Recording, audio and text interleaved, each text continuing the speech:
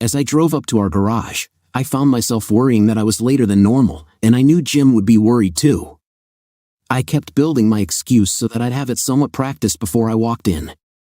I hadn't fallen into the affair willingly, but now, after 6 months, I craved the sexual highs my lover drove me to. I still love my husband, but for some reason, Samuel does things to my mind and body that I can't resist. I've tried to break it off with Sam. I have tried time and time again. He's just so damn seductive, and he knows exactly how to undermine my will every time. If Jim knew, he would probably be more than angry. I thought that if push came to shove, though, I'd be able to talk him out of a divorce, to get him to forgive me. I had a plan for working on him, just in case. That's how far I've fallen in my 6-month love affair. I've found a new me and made plans to prevent Jim, my loving husband, from kicking me out of his life and home if or when he found out. I was certain that he'd never figure it out, though. I made sure to have sex whenever he showed any interest, sometimes even starting things when I didn't really feel like it because I love him so much. I do love him, really, I do. Once in a while, every few days or so, I'd get that guilty feeling and want to stop what I'd done, to go back in time and never have allowed my attraction for Sam to go so far as to end up in a sexual fling with him. It isn't that I love Sam, because I don't. In fact, at times I don't like him at all. He gets in a mood sometimes while we're having sex and begins to treat me poorly. Those are the times that really give me the big climax, even though I hate what he does to me in the process. I just can't resist him or his ways.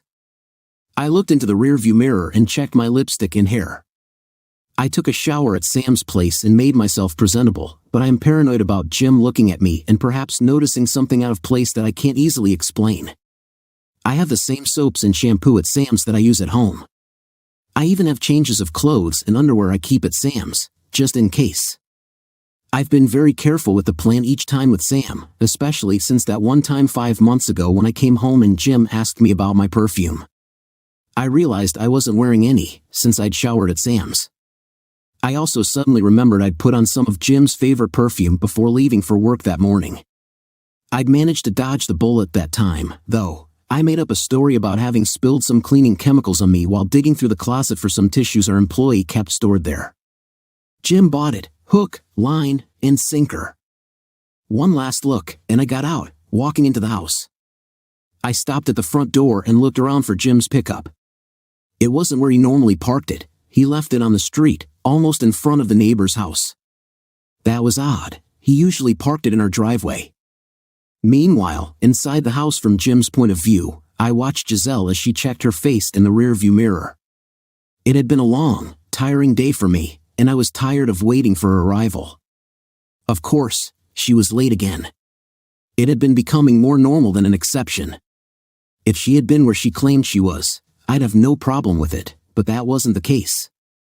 It had all started months ago, and up until it became totally unavoidable, I tried to find a way to reconnect with her. I tried everything I could think of, but with no help from her. I had made a decision that I wouldn't let her know I knew about her affair. I knew that she had to break it off on her own for it to do either of us any good. Dinners, movies, flowers, candy, I tried all the usual things. I got creative. I made her a special knick-knack shelf, glass encased.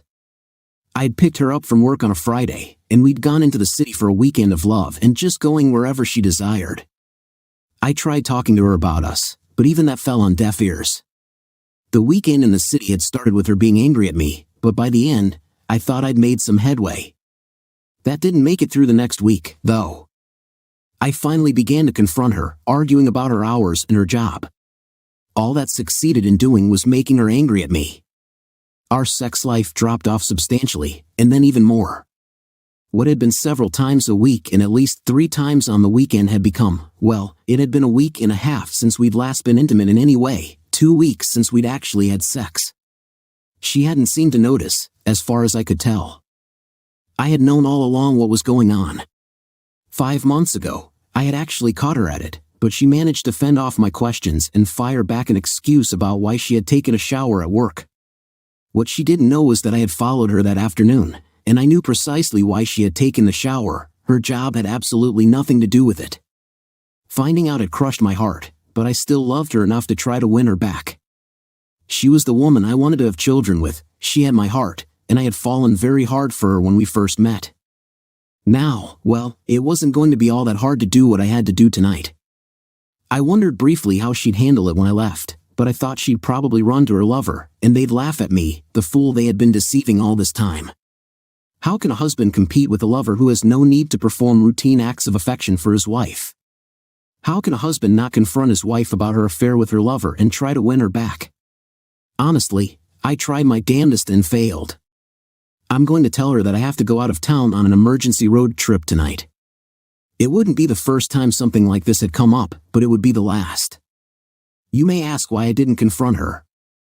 All that would prove is that I caught her, and she'd be sorry that I had caught her, not that she had decided ahead of time to quit. My thoughts were that I'd win her back to me without a hint that I was aware of her indiscretions. That way, I'd know in my heart that she truly loved me. Obviously, now, to me at least, that hadn't worked. What she didn't know was that all my worldly belongings were packed in my truck. I'd split the bank accounts in half, quit my job, and taken an offer from an old friend who lived clear across the country. I had made plans to cancel my cell phone plan, picked up another phone, and paid off my old cell phone plan, a penalty I was willing to pay to prevent her from calling me later on. I had 1 week left on the old phone, and it was a relief knowing that my 401k would transfer to my new employer's savings plan. My cash balance retirement plan would be safe where it was. I was a little upset about having to quit my job, as I liked the people I worked with, and my job was about as perfect for me as any job I'd ever had. It sucked having to walk away from my coworkers, employer, and customers like this, but it was something I had thought long and hard about. I had given it my best shot, and Giselle had totally ignored my efforts, too caught up in her affair to realize she had lost me, or perhaps she just didn't care. It didn't really matter at this point. The papers would be served on Giselle the following Friday, while she was either at work or with her lover. Am I running out on her, you may ask? Yes, I am. It hurts me too much to face her with her infidelity. I know that if I were to confront her now, she'd be sorry, cry, and possibly beg me to forgive her. That's exactly what I don't want. I didn't want to look like some beggar trying to get his wife back that way. What I wanted was for her to realize that I loved her and that she still loved me. I wanted her to see for herself what she could lose. I wanted her to take me back, damn it. Obviously, I lost her lover, even though I know what kind of man he is.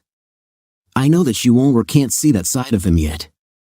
She will, though, right about the time the divorce paperwork is served or shortly thereafter. Until then, I plan on calling her every night like I usually did, hoping that she wouldn't notice I was using a motel room phone or be too concerned about my not using my cell phone. I figured that she'd never notice anyway, as she always seemed too distracted to really talk to me. Now, I don't know what she expected of me. I don't know why she even started the affair or why she's continuing it. I really don't know what she truly feels about me anymore either. She can't love me, at least not like I loved her before all this started. If she did love me, she'd never have been with another man. She had been with him for months now and showed no signs of stopping. I had given up after months of hard work on my part to try to win her back. I saw the handwriting on the wall. He had won, I had lost. Angry again, I began to work on my fake story, trying to keep my bile down as Giselle walked up to the front door. I went into the kitchen and got out a cold beer. I was desperate to do anything to keep my mind busy while I worked at calming down inside.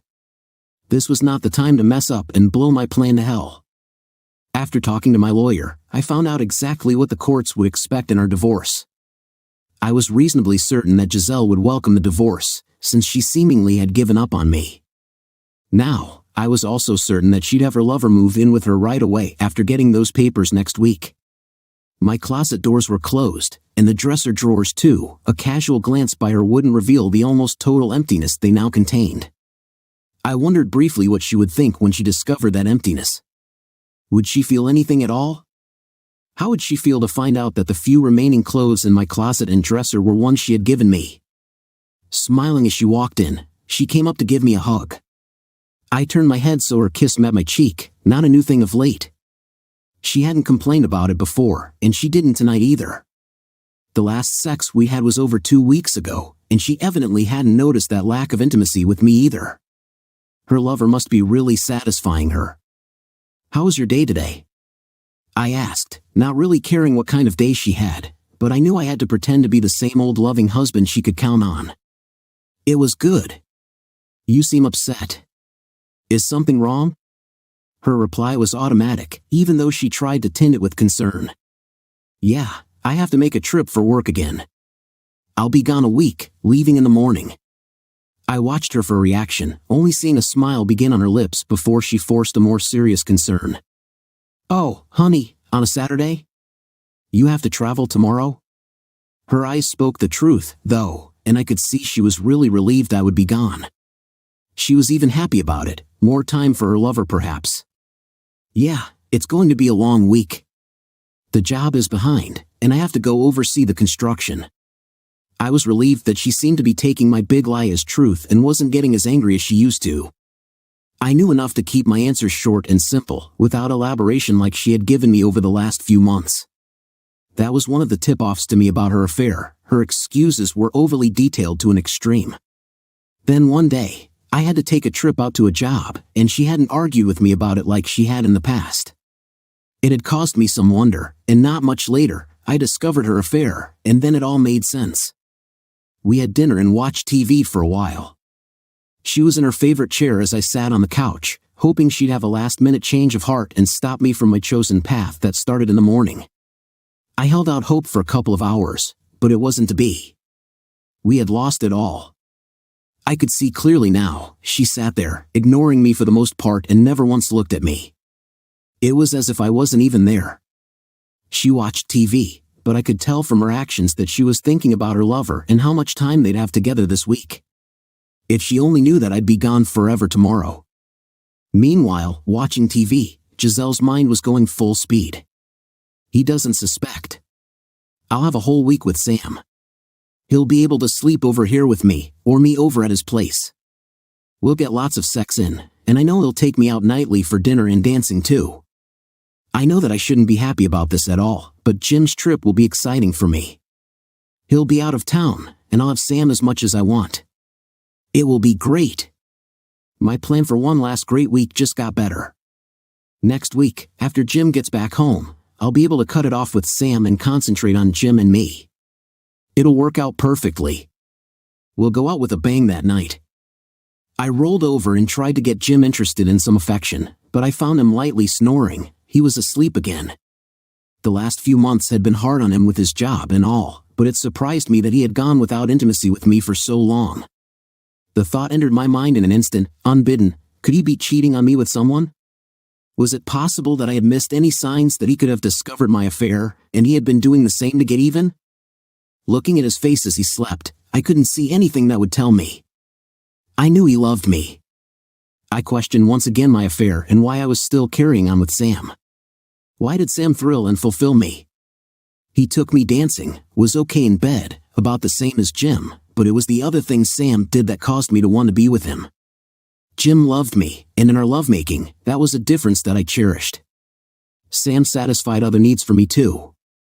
At times, I really liked going out to eat and dance with Sam. He was gentle and attentive while we were out, and it was as if I were the only woman in the world in his eyes. So much so that when we got back to his place or the motel rooms, as the case may be, I was ready to reciprocate for the great times. Our time together had been exquisite, but it was time to stop. Lately, I felt like I was losing Jim, and my greatest fear was that he would discover my affair and either leave me or hurt Sam, or worse yet, do both. In fact, I had noticed that for the last few months, Jim had been working hard to be a good husband to me. A little worrisome thought crept into my mind. Was that because he knew about my affair and was trying to one-up my lover? I dismissed that thought immediately.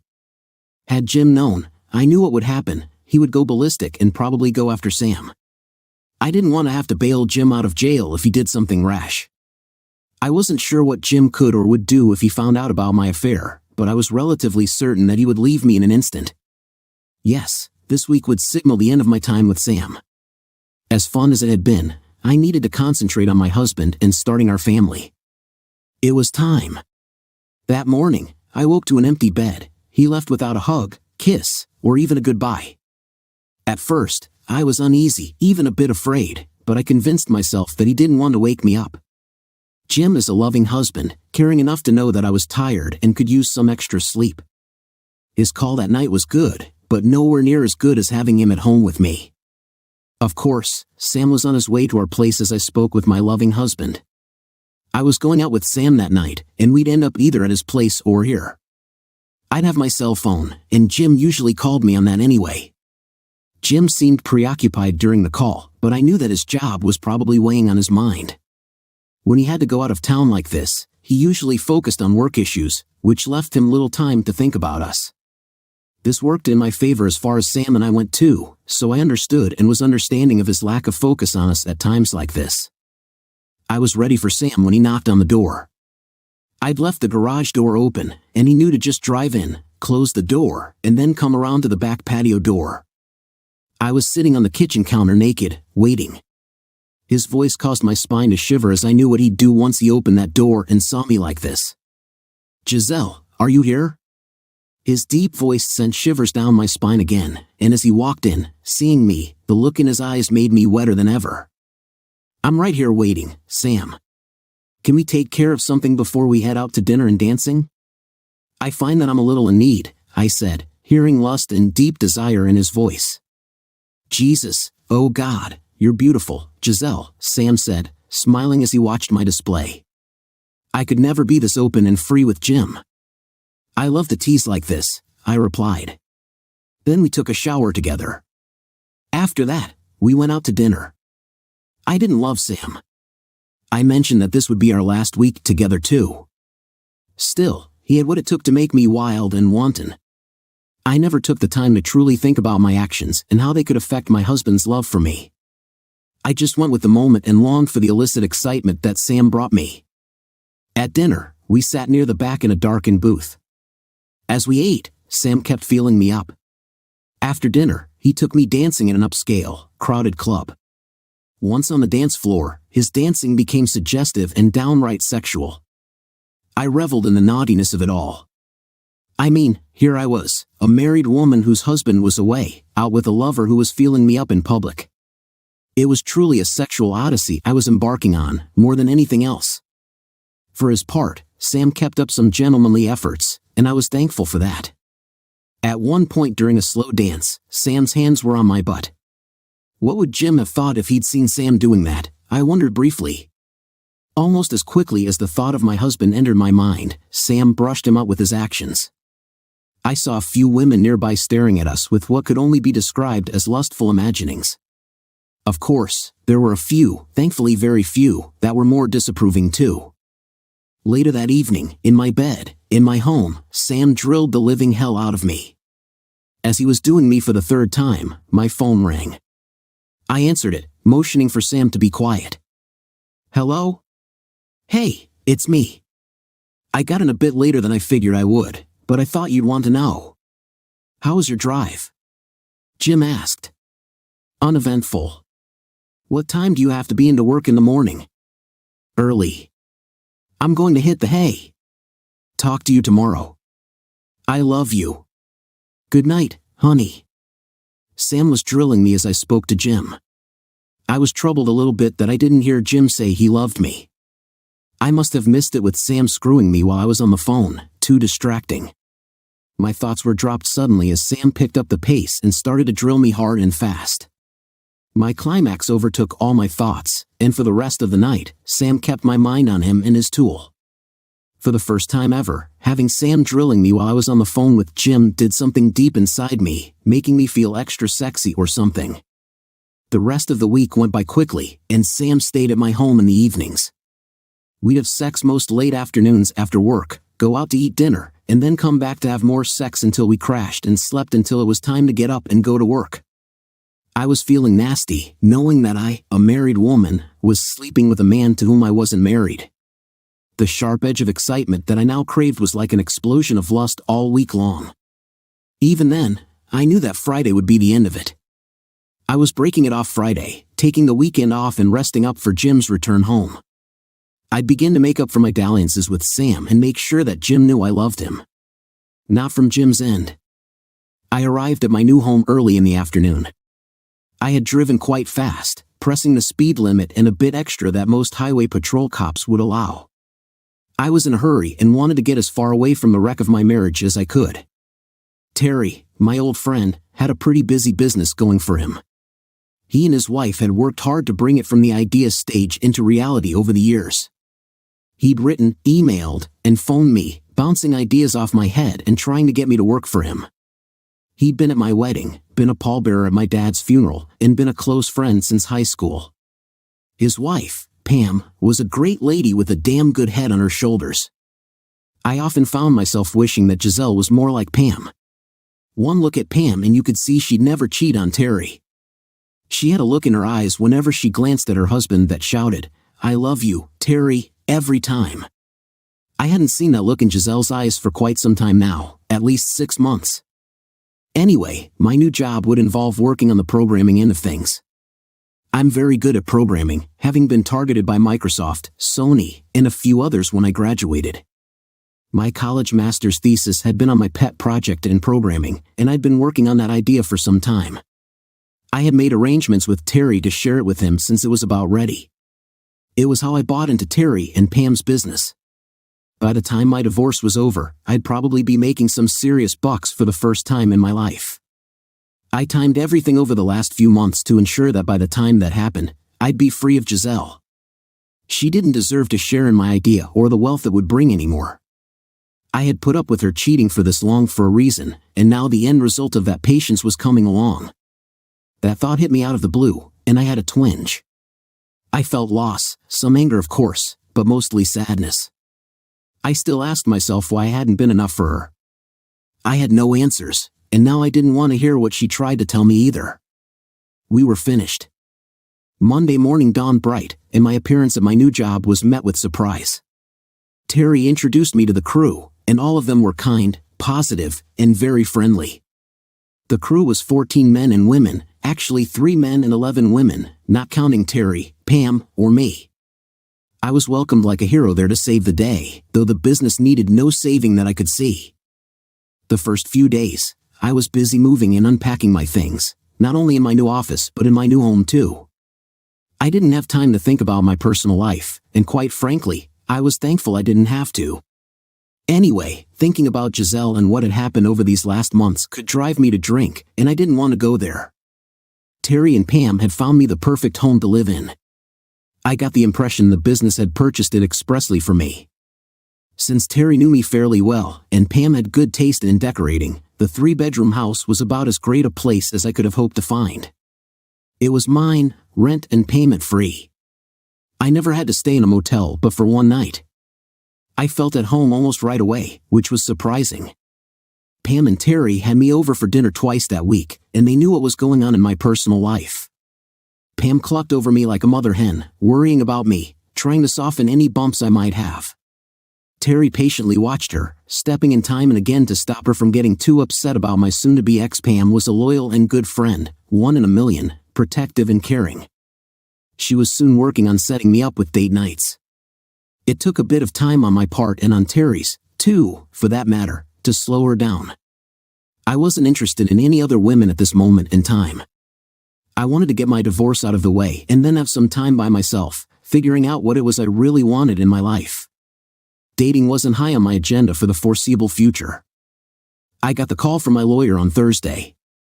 "Jim, we're serving Giselle tomorrow at her place of work. It's all set up. The process server will present the papers to her just before noon, so you better be ready for some excitement. I also have some good news. DVDs of the last week, too. She and her lover have been quite busy. Hang in there, buddy, and I'll let you know how things stand tomorrow night." My lawyer was good. She was among the best in the city, perhaps the state.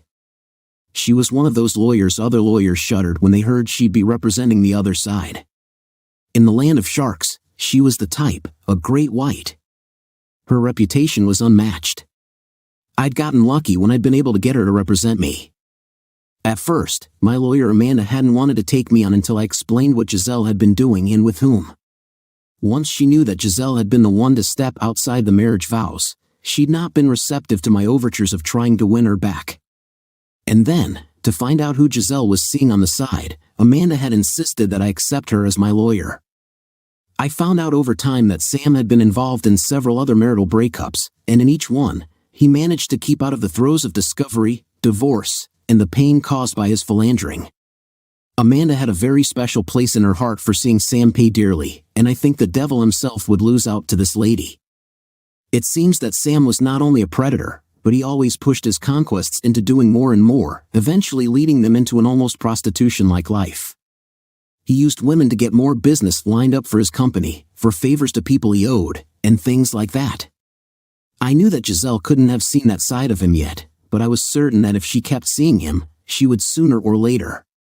I knew, too, that Giselle would regret ever having hooked up with him eventually. Too bad it would be too late for her to have me come running too. It happened that Sam's modus operandi was almost always the same: find a woman who wasn't quite there as far as dress, looks, or confidence. Never all, just one of those things, and he'd work on them, get to know them, build them up, get in between their legs, and then, after getting to be their lover, set them up to work for him. He was slick, that was certain. Amanda wanted a piece of him badly, and my marriage was to be the instrument of his destruction, it seemed. The week went by slowly, and each night when I'd call Giselle, it took all I had to act like I cared.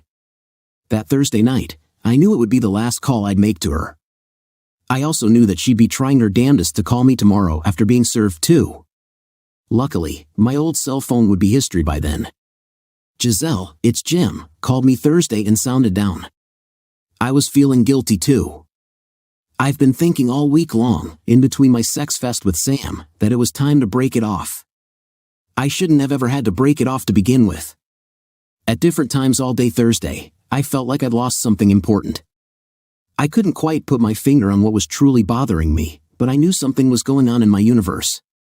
I could feel it. My stomach had been upset, and deep inside, I had a feeling of impending doom for some strange reason. Our conversation was different too.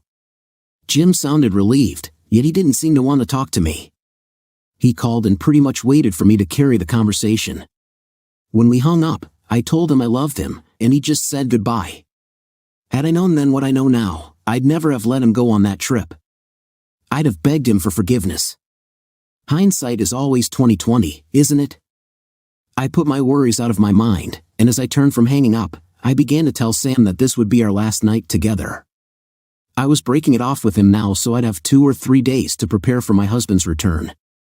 I wanted to be sure that nothing of Sam would be left in or on my body, no smells, no residual sperm, nothing. The phone call troubled me late that night, but I finally fell asleep. I was at work on Friday when, just before lunch, my whole universe shuddered to a halt. I heard my name mentioned by a man in a dark brown suit that was ill-fitting, and he looked a bit hard around the eyes as he walked toward me. "Giselle Hartman?" I asked. "Yes, can I help you?" "You've been served," he said, and with that, my whole world crumbled around me. I wasn't sure what I was being sued for, but something had to be dreadfully wrong. Without looking in the envelope he'd handed me before he turned and walked out, I called Jim. He'd know what to do. I always have been able to turn to my husband to fix problems for me. He'd fix this up, whatever it was. I tried to call him. That was when I hit speed dial on my cell phone and only heard that Jim's number was no longer in service. Troubled, I looked up his phone number on my caller list and tried dialing it, thinking that the phone company was having issues. I got the same message. Suddenly, I was scared. I felt a chill course through my body as little demons began to poke my heart. Panic set in, and I did the only thing I knew to do. I called Jim's boss, Steven Sedgwick. "Steve, I can't seem to get a hold of Jim. Do you know where he's staying?" "Giselle?" "Yes, this is Giselle." "Steve, you know me. Why are you calling here?" "Jim quit. His last day was last Friday. He took another job somewhere else. He told me he was moving there permanently." Stunned, I could only sit there, holding my cell phone to my ear. Jim had quit his job. His last day had been last Friday. He'd moved away. I didn't know what to do. I sat at my desk in shock. Not only did I fear for my life now, I realized I just made a fool out of myself to Jim's former boss. I mean, his own wife wasn't aware of what was going on with him. How did that look to anyone seeing it from the sidelines? That brown envelope was looking more and more like a viper waiting to strike me dead. Finally, I opened it up and discovered my affair's cost to me. I lost my husband, the only man I'd ever loved. He was gone. I chased him away with my cheap, tawdry affair, and for what? Some temporary gratification that Jim could have given me, had I let him be with me over the last 6 months. I'm not sure how long I sat at my desk crying, but a coworker finally saw me and led me off to the ladies' room. In tears, I explained what was going on. At first, Mary was angry that my husband could be so cruel.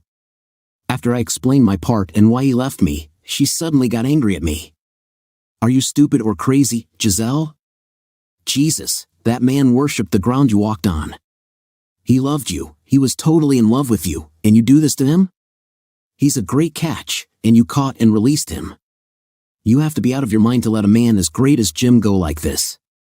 What were you thinking?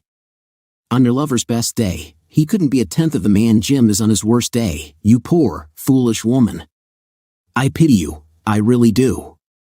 I never knew he'd find out, Mary. I thought I'd have my fling. Jim would never know, and after it was over with Sam, I'd make it up to Jim. Honey, husbands will always find out. Always. They'll notice when you start to act different. All cheaters do that. You know, it's the little things. In the beginning, first, you may slight him in some little way. Your lover's making you feel sexy, your husband obviously didn't, otherwise, your lover wouldn't have gotten to you like he did. Pretty soon, you're so caught up in your affair, you can't see what you're doing to your loving husband. You have to understand, Giselle, Jim knew. He felt it over time, he dug up the facts. I'm sure you didn't see it because you were caught up in your deception and games. Oh God, I've lost him. Maybe, maybe not. He'll need to talk to you, there will have to be closure. He'll need it. You may have a small chance to get him to forgive. He won't forget, but he may forgive you. He served me with divorce papers today. He's been acting strange all week when I talked to him on the phone, and now I can't even call him. I've lost him. He'd never have left like this, quitting his job and everything, unless he'd given up on me. Why couldn't I have seen this? Why did I keep on with Sam? Oh my God, I've ruined my life, my marriage, everything. You'll live, Giselle, trust me. I know, you'll live. How do you know that?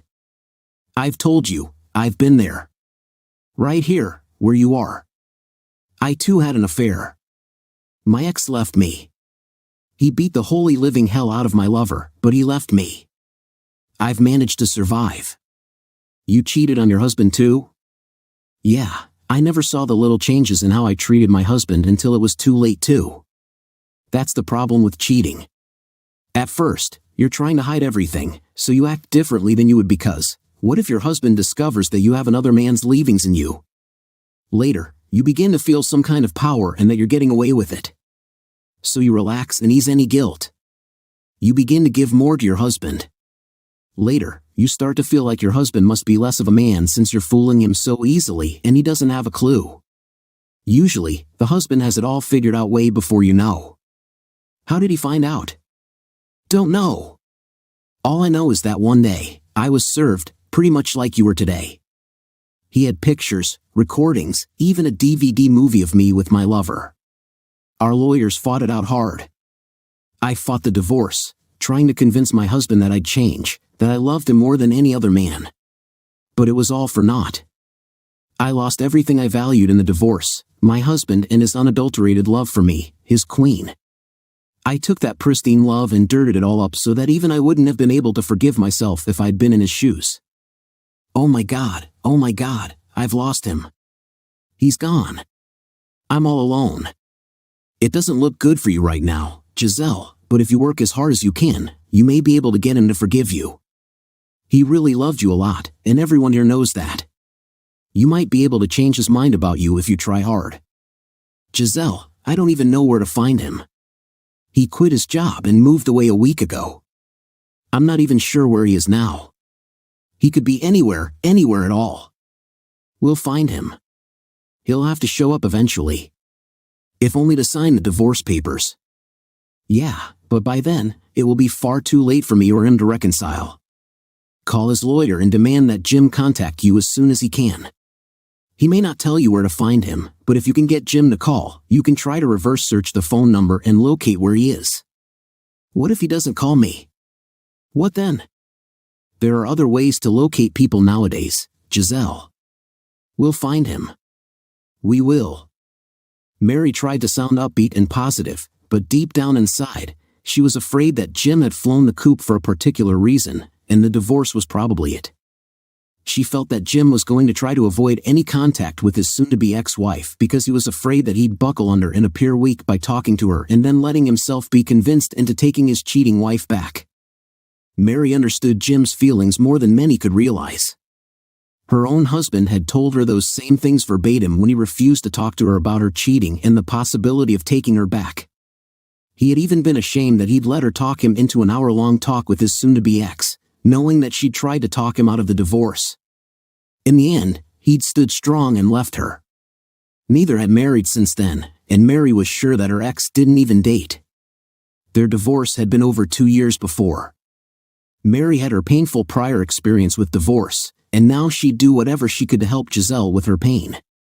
She knew how Giselle was feeling and just how devastating it was to be served those papers.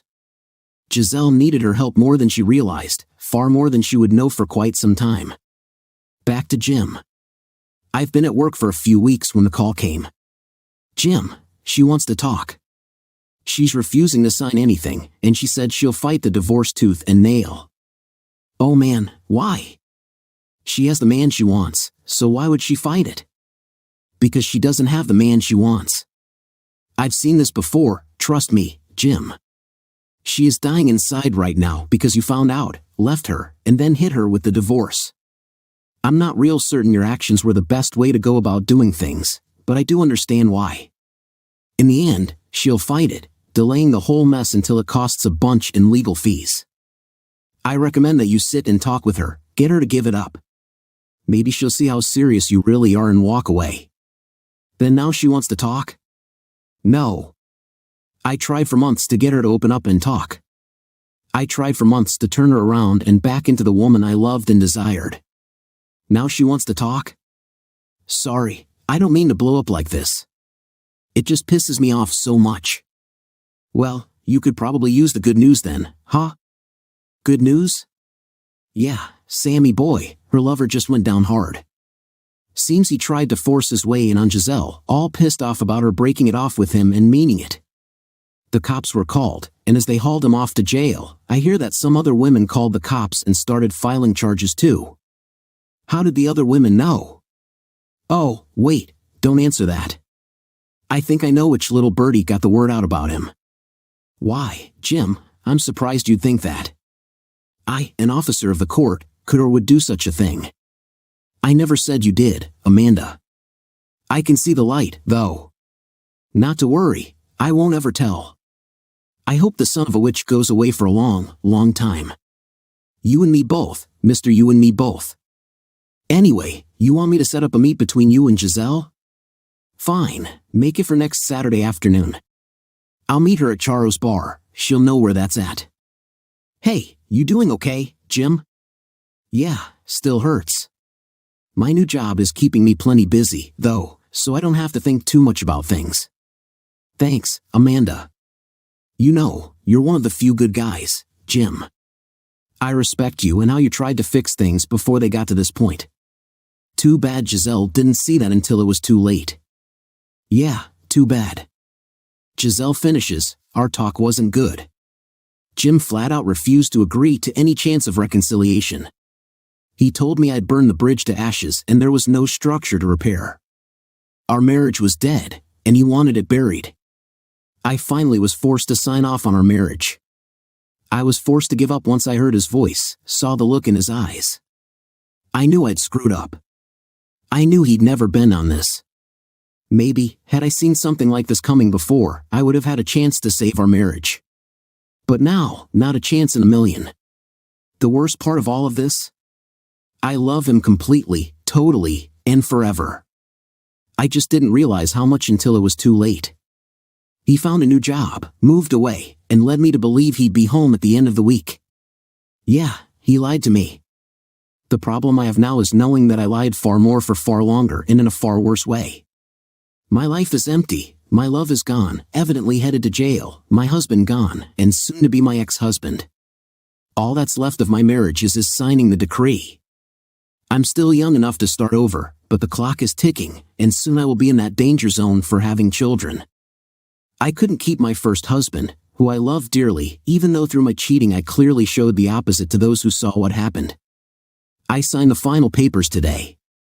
Decree N being the beginning of the end, decree absolute being what I signed today. So cold, so formal, so empty. Jim finishes, my life has gone through a metamorphosis with Giselle gone, living in a new city, and my new job keeping me busy. I haven't had a lot of time to dwell on the recent past. I have had some nights that were long, cold, and yes, empty. I see some silver linings beginning to show up, though. My business program is working far better than even I hoped for. Our business is leaping ahead with growing momentum thanks to our combined efforts. I found a nice house that I moved into, and one day I hope it becomes home to me too. Lastly, there are a few nice prospects for female companionship on my horizon. I'm a bit gun-shy of new relationships, but I have dated a bit here and there. I hope to get over the nasty mess behind me soon, and then I can begin to look for someone special again. I'm pretty sure they won't look, sound, or act anything like Giselle. That's okay with me, though. I'm just about over her totally now. Just a little more time, and I'll bet even the looks, sounding, or acting like her won't even get to me too much. Story 2. Creating our own family was always the most important thing for me. And I succeeded. I had a wonderful wife, Julia, and a little daughter, Olivia, who was 4 years old. I worked on sewage systems in private homes, a job that provided a decent income. We lived in the city in a small apartment, but I always dreamed of a private house. My wife shared this dream. One day, while installing drainage in a private home in a small village surrounded by breathtaking nature, I found a charming house in a picturesque location. It was a lovely place near the forest with clean air and plenty of wonderful spots for fishing, hunting, or just enjoying a walk. We discussed it with my wife and decided to sell our apartment to buy this house. At the time, I believed it would be a wonderful decision for our entire family. There was a good school and kindergarten nearby. My wife was knowledgeable about gardening and quickly found a job at a large complex where they sold various plants for gardens. There weren't many neighbors, but those we met were very friendly and welcoming. Our closest neighbor was David, an elderly man leading a remarkably active lifestyle, fishing and hunting in the area. We got to know David while shopping, and, hearing about the new residents, he approached us, introducing himself. He mentioned being pleasantly surprised to have young neighbors. We chatted, and our friendly interactions continued. We visited David, and he visited us. Being alone, the old man welcomed the company. His wife had left him a long time ago, a topic he preferred not to dwell on. He claimed not to complain and continued to enjoy life. We spent a considerable amount of time with this seemingly amiable old man. He shared many stories and took us to the most beautiful places in the area. David also took me fishing and hunting, teaching me the intricacies of these activities, helping me adjust to the new environment. The place was undeniably beautiful, and each time I relished the local nature. I liked it here very much. However, over time, I noticed that Julia began behaving strangely. She suddenly decided to paint local landscapes. It was surprising because Julia had never liked painting before and had no interest in this art. Of course, I didn't suspect anything serious, as a new place and a new hobby weren't alarming. So, I calmly allowed Julia to pursue this endeavor. David showed Julia the picturesque locations, often taking her to places he wanted to share. I continued with my work. In the city where we used to live, my parents resided. Sometimes we took Olivia to stay with them so she could spend time with her grandparents. That allowed Julia and me to be alone. We had wonderful evenings. However, the longer we lived in this place, the less frequently I found the opportunity to be alone with Julia. It seemed as if her thoughts were elsewhere, as if she distanced herself from me. We communicated less. This began to seriously worry me, and I wanted to reach out to her. Julia, I've wanted to ask you for a while now. I've noticed a change in you. We're communicating less. Can you explain what's happening? Darling, don't talk nonsense. Everything is wonderful, after all. Julia, I'm asking you to be honest with me. Since you immersed yourself in the world of painting, we spend much less time together. I, too, appreciate the local nature. But we are a family, and we should prioritize each other's time. Michael, I understand you. Forgive me, perhaps, I got a bit carried away. But what's wrong with that? We're having a great time. David tells me so much interesting stuff and shows me many fascinating places. He does take you along, too. Why are you getting so worked up? That old man, honestly, has started to get on my nerves. I understand he's lonely and bored, but we have our own family and our own matters. I think we need to distance ourselves a bit from his intrusiveness. Yes, only recently I noticed that he's been giving me more of his time. I don't really get why you're so negative. This kind and polite man is doing his best to befriend us. Well, lately, I've noticed that he's been taking up more of your time. I'm not jealous of you with that old man, but I don't like that he's constantly meddling in our lives. Michael, I can't understand. Did you not get enough sleep today, or what's the problem? Why are you emitting so much negativity? I didn't notice any problems until you started expressing them. I just lived and enjoyed life. I never thought such thoughts were brewing in your mind. I didn't want to tell you right away. But I'm not blind. This situation worries me, and I'm starting to feel anxious. I just don't want there to be any secrets in our family. We have a little daughter who requires attention and care. I just want our family to be strong, and we can rely on each other at all times. Michael, don't stress yourself out. Everything will be fine. We'll always be together. You have absolutely nothing to worry about. I love you madly and will never betray you. You can always count on me. I promise to dedicate more time to the family, so don't worry. I had wanted to trust Julia completely. But something was holding me back. I felt that something was off. Sometimes, I hated myself for these excessive suspicions. I didn't want to be like a psychopath who constantly suspected and accused his wife. Moreover, now Julia had started to spend more time at home again. I suppressed all negative emotions and tried to continue enjoying life. Julia behaved as if nothing had happened. We were a close-knit family with no suspicious moments. I continued to advance in my work, aiming to save enough money for Olivia's education in the future. I started taking more orders, and Julia began spending more time at home. She occasionally went to her job, working part-time. The primary income in our household came from me, and I enjoyed it. I felt like a provider, securing my family. And I was doing well. It was a relatively peaceful time. I took on numerous orders and often traveled away from our home for several days. I engaged in what I was good at, and I was at ease because I knew everything was well at home. My loving little family always awaited me.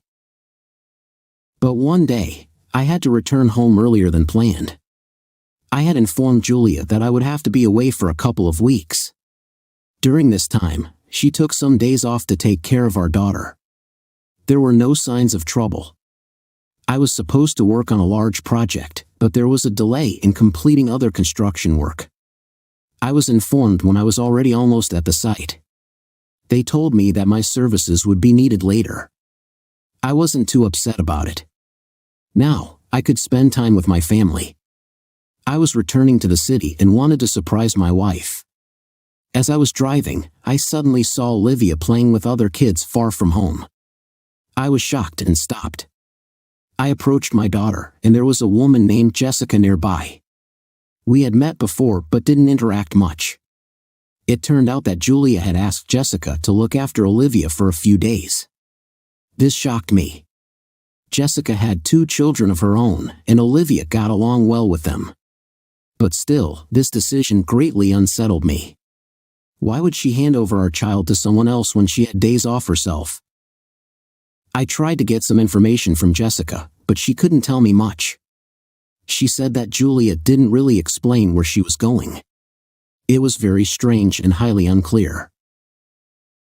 I picked up my daughter, and we headed home. However, no one was at home either. My daughter also didn't know where her mom had gone. With each passing minute, I grew more and more anxious. It was simply awful. I couldn't reach Julia, she just wouldn't answer the phone. I called her at work, but she wasn't there either. I needed to figure this out. I didn't want Olivia to see how worried I was. I took her to my parents' place and returned home. Throughout this time, I continued to call Julia, but she still didn't respond. Usually, during the time I was working, I didn't call her, at least not at that specific time. But what was she doing now? Where was she? I was on the verge of contacting the police when I suddenly remembered David. Perhaps this old man knows something about where Julia went. I immediately headed to his place. David was definitely home. Lights were on in the windows, and gray smoke lazily emerged from the chimney. I approached the door and began knocking. "David, open up. It's Michael." I knocked on the door. Inside, I could hear some commotion, something falling. I didn't wait and opened the door, which was not locked. "David, are you home? I need to talk to you urgently." I approached David's bedroom. As soon as I reached for the doorknob to open the door, David burst out of the room to meet me. "Michael, what the hell are you barging into my house for?" David asked, looking frightened.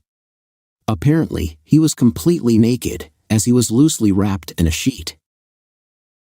"I'm sorry, David, I need your help. Julia has disappeared, and I can't find her anywhere. Your door was open for quite some time, so I walked in." "Michael, you scared me. I have no idea where Julia is. I'm taking a break, so please let me be alone." "All right, David, I'm sorry," I said and turned to leave. David returned to the room, and I headed towards the exit. Suddenly, I noticed a familiar phone on the coffee table. I picked up the phone and recognized it. It was Julia's phone.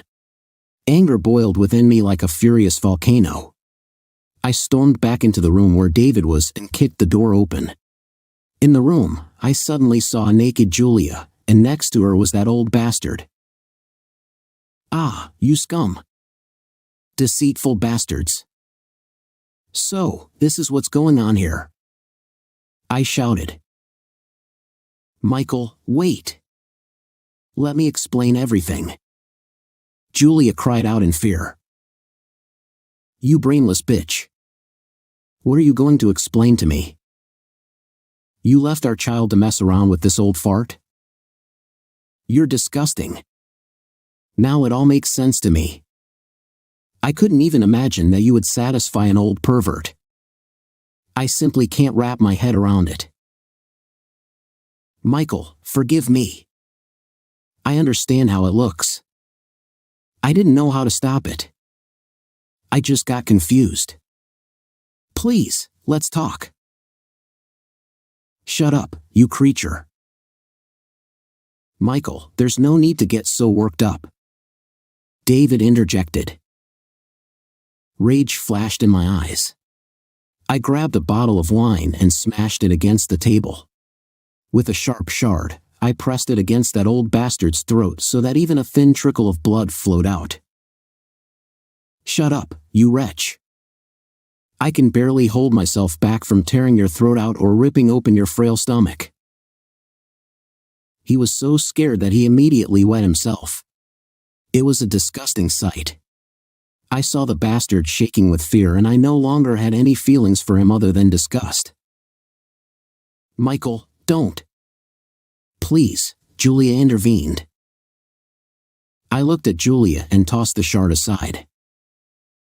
"You're right. I won't do anything more. Besides, your lover has had enough. I just don't want to see you. Stay here as long as you want, I'm leaving," I said and slammed the door. It was a brutal night. The only thing that made me glad was that I took my daughter to my parents so she wouldn't see my condition. What I saw simply did not fit in my head. It was a horror that I could not fully comprehend. Despair and anger tore me apart. I couldn't control myself. I didn't understand what to do. This pain simply paralyzed my thoughts. But after a while I found the strength to pull myself together. I have to be strong for my daughter. I proceeded to divorce Julia. It was very difficult because I didn't want her to get custody of our daughter. Julia did not want to settle the matter amicably and insisted that she had custody of our daughter. The judge was a fat ant who made it seem like I didn't stand a chance. But I didn't despair, and my lawyer said we could win the case. I didn't want my daughter to end up with this lying and irresponsible woman. But my experienced lawyer was able to help me. He found witnesses and evidence of Julia's reckless life. All her dirt floated to the top, and this helped me keep my daughter. Also, Julia did not receive anything that belonged to me. I won, but it was hard for me to celebrate the victory. There was an emptiness in me that I carefully hid from my daughter. It was not so easy to adjust to a new life. But I had to do it. At this time, Julia began to drink too much. I haven't talked to her for a long time. But mutual friends said that she looked pretty bad. One day she got very drunk and got behind the wheel. On the road, she almost collided with another car and slid into a ditch. The doctors were able to save her. When I found out about this, I thought about everything that had been happening lately. I realized that I would not be able to start a normal new life if I did not let go of all the old grievances. I needed to say goodbye to the past in a good way. And I visited Julia in the hospital. She was pleasantly surprised by my visit. She again tried to tell me something, apologized, but I said that this no longer needed to be done. She tried to convince me that we could resume our relationship, but I laughed in her face and told her that that was not why I was visiting her. I said I was doing it more for me than for her. Because I want to put all this behind me and forget about her forever. And I'm only doing it because she's the mother of my daughter. We agreed that we would not quarrel. I helped Julia get her life back to normal. She underwent treatment for alcoholism. After some time, Julia became a normal person again. She came to her daughter and talked to her. It seemed to me that now everything would be all right.